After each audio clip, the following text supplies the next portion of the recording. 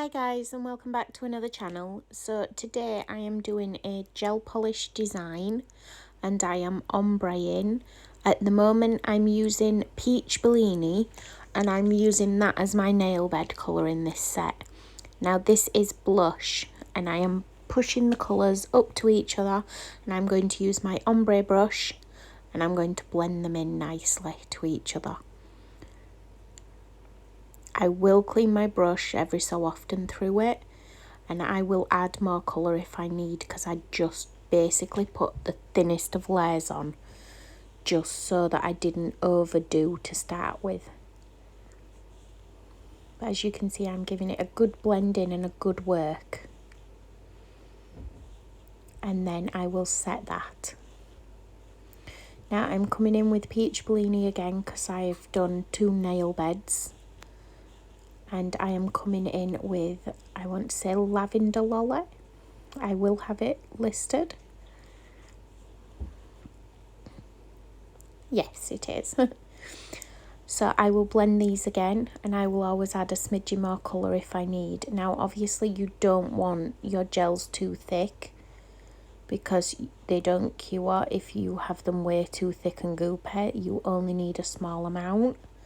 So that has cured, and I am doing my second coat now, and I am going to do the exact same again. I always blend my undercoat, my first coat as well as my second. So I'm just applying it, and then I'm going to come in with blush again and bump it up. So they never particularly touch, but they more or less touch, and I'm just giving them a good blend in. And if you've got a bit too much of one colour on, I have a little pad at the side and I'm just wiping them off. And I got a bit of lint. Lint is the devil.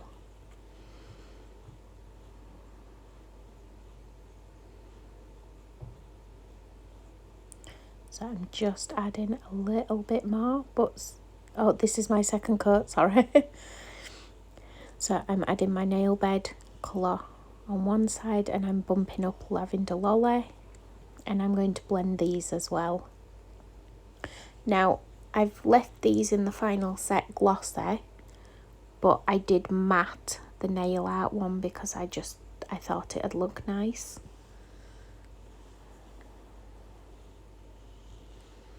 So when I've done this, that is going to be cured as well. Now this is going to be the design with the roses on, so I am doing 2 coats of Eternal Light, obviously curing in between. I find that these tips are very extreme in the apex, so that the gel's right at the really big bump. It doesn't seem to sit nicely. I notice it with the acrylic as well. They're beautiful, but they just, I don't know, they just don't feel nice to paint. They're a bit too exaggerated. Nobody builds an apex like that. Now this is base coat, and I have done it, but I'm just wiping off a bit of excess there. Now this is uncured, and I'm coming in with the same gel polish, so it's not paints, it is just gel polish on top of the base coat, because our base coat works really nice if it's really thin as a beautiful blooming gel or blossom gel, however you want to say it. It's the same thing. It works really well. So I'm not going to go out and start buying a blossoming gel when this works beautifully. So yeah. And it's still, even though it disperses, it only disperses to a certain point, so you've got time to work the whole nail. So I am this is spearmint, and I'm doing my petals one at a time, and I will do the purple rose obviously before I cure anything. So I've got the bases of the flowers in, but obviously I filled in and around once I'd got the rest of them on.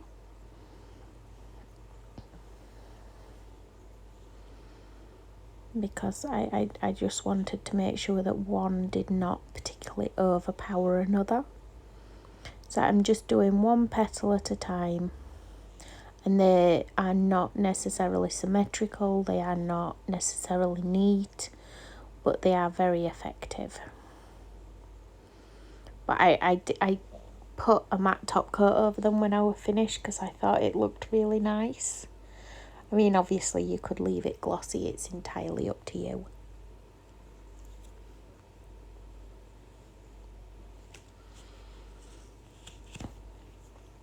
Now that I've got the majority of the flowers in place where I want them, I'm coming in and adding additional petals to fill up the white spaces. But if I'd have just done all one flower, then it wouldn't have overlapped or bumped into each other sort of thing. So that's why I chose to do it this way.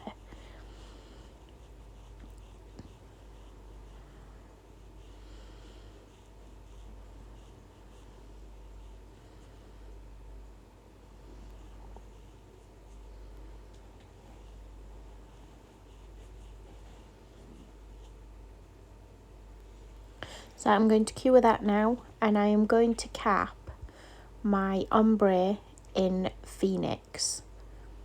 Now obviously you don't have to, but I like to protect because I like to file into them and make sure that they're all beautiful, and it does really soften your ombre. If you're worried it's not flawless and it's not perfect, it is a good option to cap in that.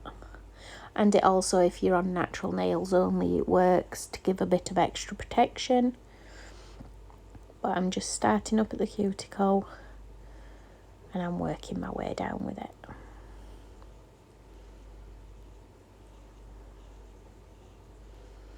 I don't particularly worry about strength and structure or anything like this because these are obviously design tips, so they're completely not needed.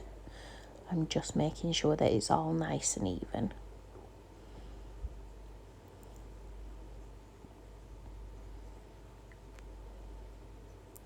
The same with the flowers. As you can see, it's semi see-through, but it just softens the whole design up.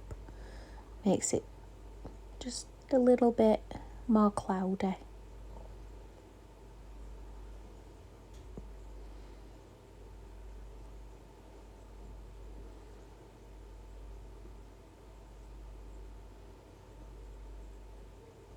So I've set all them now, and I'm just removing the stickiness because I just want to buff and make sure it's all nice and neat before the top gloss or the matte coat. So I'm using a really fine buffer because obviously I don't need to put any shape, structure or no, and my application is pretty smooth as it is. But this is all that black on the buffer is, you know how I put the colours on the top of my gel polish. Well, that's what I use to buff all my gel polish lids. Obviously not a buffer for clients no more, but it's alright for tips.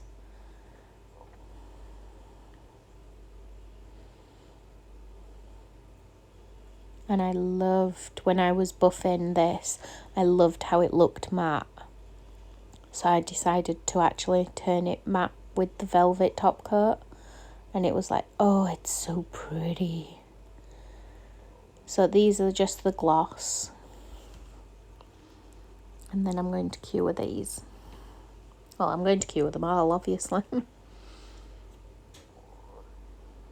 how pretty are them?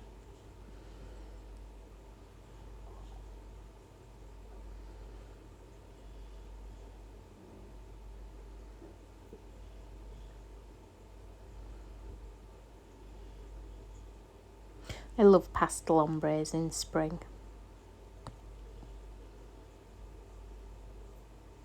And this one, like I said, I've gone for the velvet matte because I really liked the look of it matte.